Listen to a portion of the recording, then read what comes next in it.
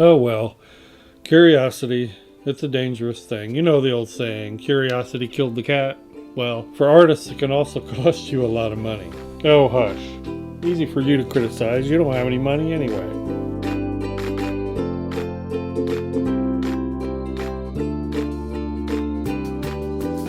Alright, hello minders, welcome back to the Mind of Watercolor. Well, I can honestly say I have probably spent more money on curiosity than just about anything or any reason in art supplies. And today is just one of those cases. But in actuality, I'm hoping to show you something useful and something that maybe is not so much, something I could save you a little money on perhaps. So I am on Da Vinci's mailing list. I don't use Da Vinci a whole lot. Nothing wrong with it. They're a great paint brand. It's just a case of so many paints, so little time. I actually do want to use some Da Vinci at some point and just kind of play around with it because I have some. I have a number of colors actually. You probably remember I did a review of their Brace Opacity set. So that's always been of interest to me to get back to that and use it some. This set is also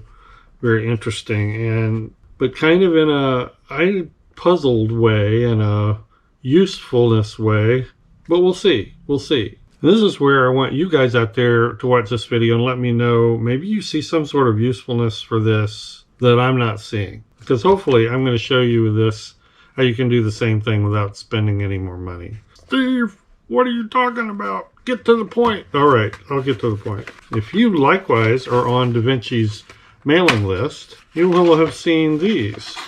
These are the Da Vinci Pastel series watercolors.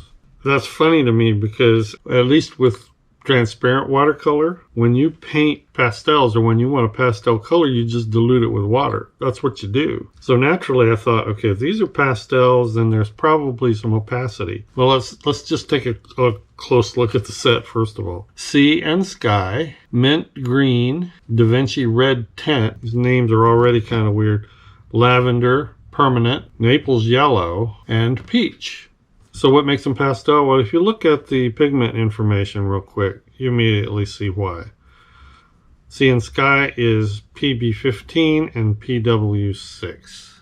Mint Green, PG7, PY3, and PW6. Da Vinci Red Tint, PR254 and PW6. You're seeing a pattern here? Lavender, PB15, and PW6. Basically the same pigment as is in Sea and Sky, but probably just a different variety of that pigment. So far, what is in common with all of these? PW6. This is the only one that's not. This is Naples Yellow, PY35, PY43. And finally, Peach is PB188, PY65, PY43, and PW6. Okay, for those of you who are out there scratching your head, pleading and hoping I'll quickly get to the point. You're just stalling now. PW6 in all of these is titanium white. And this brings me to the curiosity. The reason I bought this set is because this to me seems like gouache. Now, not all gouache out there puts PW6 or titanium white in it, but titanium white is a major use color in gouache. And you can even add transparent watercolor to titanium white to get a gouache-like effect. So we're going to take a look at these. What I want to take a look at specifically is whether I can recreate these easily by doing the same thing. Taking titanium white, mixing some color with it, and how close this comes to gouache. The one color in here, this Naples Yellow, very opaque, right out of the tube. It doesn't need any white. That tells me that this whole set is intended to be very opaque, and I'm guessing might work really well with gouache. So what I'm seeing here is a set of pastel convenience colors. So let's test that theory. Let's get to swatching. Now, my video is not primarily about this, but I have seen these and wondered about them, so some of you out there may wonder about it. I have a very haphazard way of swatching. Many of you know that I love to use these cards. It's either the waffle flower stamps. And this is a great way to catalog your individual colors. And I was really good about using these in the beginning. I'm kind of gotten away from it, mainly because when I run out, I don't want to rush out and make some more right then. But swatching is a necessary thing. There are many people on YouTube, many channels that do a really good job of it and do beautiful swatching and love to do it. And I think that's great. It's just not me. Anyway, I'm pretty haphazard. So what's happened is when I run out of these things, I tend to just kind of stick swatches anywhere. This little Winsor Newton sketchbook, for instance, I've got a lot of swatches in here of all different kinds.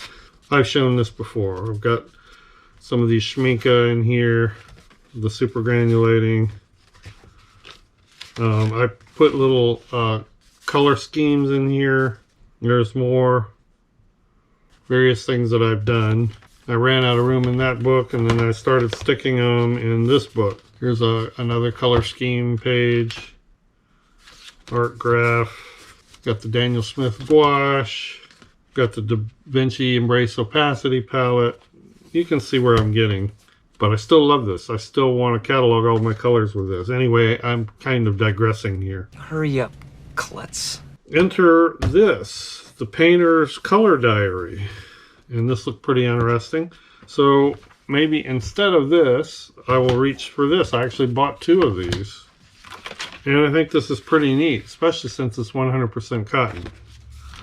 And each page is protected by a little glassine sleeve. So I just wanted to real quickly address that, since I'm going to be using that to swatch these new paints today. And you'll see this being used in days to come. And I know you would be asking about it. So I will start this book with these paints. So let's do some swatching. Well, I'm going to try to get fairly close on each one of these swatches and kind of talk through it a little bit. First of all, just looking in here, if I were to open a tube of gouache, looks just like that. But they're not going to call it gouache.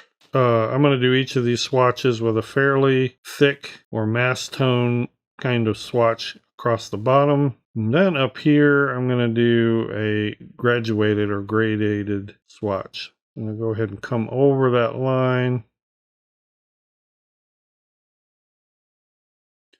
It's a really beautiful color, you know, and for a pastel, that is much more vibrant than I would have thought.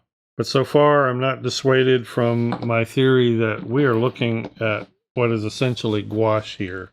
All right, let's go to mint green. A little bit of separation in that one. That is very much a mint green. Got a pretty thick mass tone here. Next color in line, Da Vinci red tint. I love the swatch book. I love the paper. I mean, for swatching, it's just fine. So far, no complaints there. All right. So as you might imagine or guess, you know, a red with white added to it. That's what you get. You get kind of a pink. Let's go to the lavender. Just enough water to get it to brush down or flow. If you haven't seen my gouache review, I can put a link to it in the description. Da Vinci has their own gouache brand, or has their own gouache line, and it did not make the cut, which is kind of interesting, you know, in regards to these. The reason it didn't make the cut is they weren't very opaque. They were like watercolor, and you had to add white to them, just the way they've done here, in order to get them even the least bit opaque. Now that's true with darker colors in all of gouache, all the brands usually, but it is not usually true of some of the lighter colors or all the colors. But it didn't make the cut for me because I felt like it was going to be kind of a disappointment to what people think of as traditional gouache. I think Winsor Newton is one of the best gauges for how traditional gouache looks and acts in terms of opacity. But now Da Vinci's doing this, so it's kind of puzzling. There is some opacity, but once it dries, there's not as much as you might think. All right, let's move on to Naples Yellow. Now in this set, this is the only one that did not contain PW6 or titanium white. And in most watercolor, Naples Yellow is very opaque. Well, right now, I mean, out of the tube, and it could just be because it's a light color. That is already more transparent than these that have the titanium white in them. Nice color, like that. We've always thought Naples yellow was a really pretty color. I don't have it on any of my transparent palettes because of that opacity, but it's a good one for mixing with white or for more opaque effects. And then we have peach. Looks like a light flesh color. All right, let's get a thick layer of that down. And the tint. And there you have the set. And there's a lot of opacity there. I'm not quite sure until I do a head-to-head comparison. But we're going to see how this compares to gouache. And then I want to see how it compares to watercolor, transparent watercolor, just mixed with white, which would be the easiest way to do this. All right, I've got my Daniel Smith gouache sitting out here. I've been trying to use this up so I can clean off this palette. I'm probably going to just try to approximate these three colors here. All right, let's do some blue. Now, this is ultramarine blue, and I think this is actually phthalo blue. Get it a little darker. This is not even fresh out of the tube. I'm re-wetting the gouache on my palette. Yeah, so ultramarine blue mixed with white. Just as a side note, the more I've used the Daniel Smith gouache, the more impressed I have been with it. It definitely would have made my top 5 and probably my top 3 list if it had been around when I did my gouache review.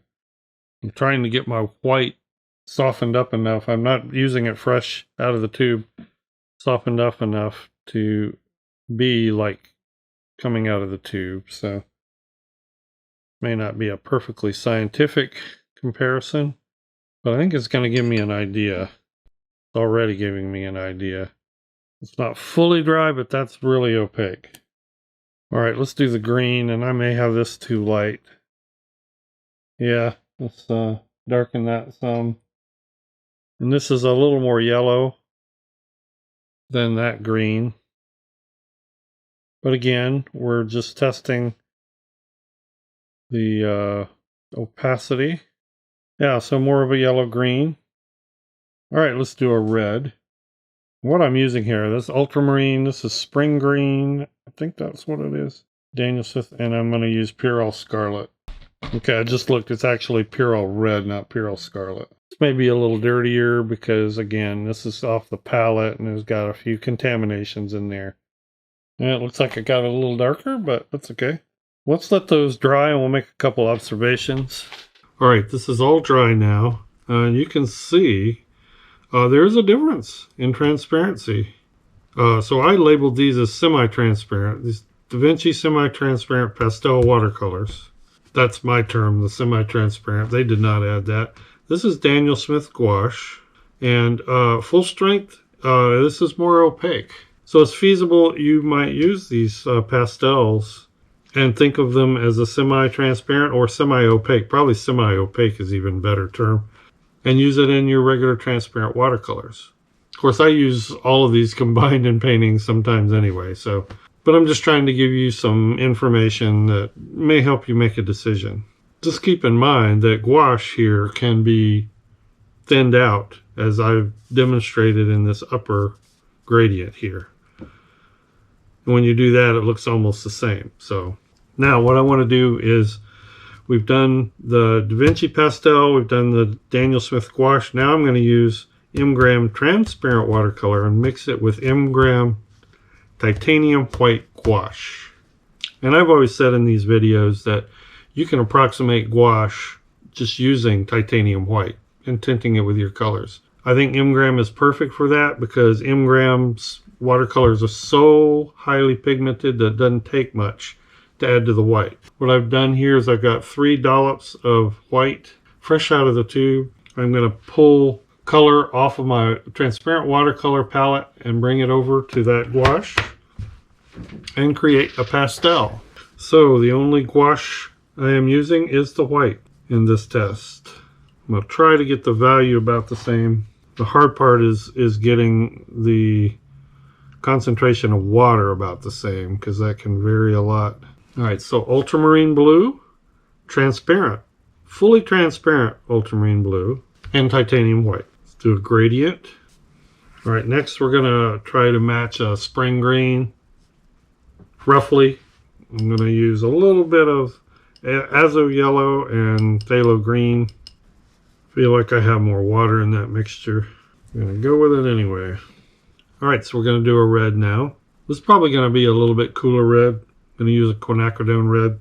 So let's make some final observations, and then you can decide if this is something you even want to think about. The M-gram was fairly opaque. It was slightly more opaque than the Da Vinci pastel watercolors. Again, this is not tremendously scientific because I got varying amounts of water. But keep in mind, this is transparent watercolor mixed with titanium white. The most opaque by far was the Daniel Smith gouache, and that is all gouache. The color was gouache, and it was mixed with white gouache. And I think not necessarily far and away, but definitely noticeable, the Da Vinci semi-transparent, semi-opaque, if you will, pastel watercolors were the most transparent. Now, I'll be honest with you, that was a surprise. I really thought that what we were looking at here in these pastel colors was going to be gouache, or essentially the same thing as gouache. So those are results. I'm not saying do one thing or the other. I still think you can approximate everything you see up here just by thinning it out a little more, thinning this out a little more. In other words, if you're going with straight up gouache, watercolor, my M-gram watercolor mixed with titanium white, very similar results. So you know my philosophy if you've been around this channel long. I prefer to show something to people that they don't need to buy, as well as something they might be interested in. So take those results for what they're worth. And this Swatch book just did fantastic. So that's all I'll need to say about that. I have some other videos you can watch about gouache, and I will link to those here. Thanks, everyone. See you in the next video. Bye-bye.